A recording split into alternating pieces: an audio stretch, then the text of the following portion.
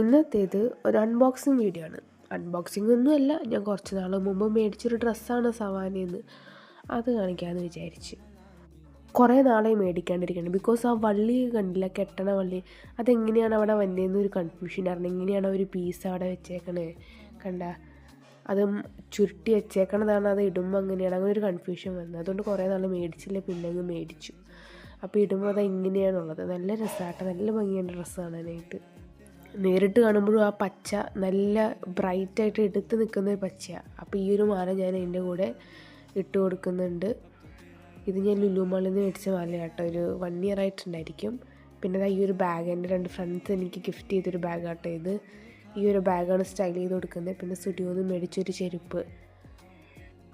അപ്പോൾ ഓവറോൾ ഇതാണ് എൻ്റെ ഒരു ഫുൾ റെഡി ആവുക എന്ന് പറഞ്ഞു കഴിഞ്ഞാൽ. അപ്പം നമ്മൾ പോകുന്നത് ബാർബിക്യൂ നെഷലോട്ടാണ്. അവിടെ ടീം ലഞ്ച് ഉണ്ട്.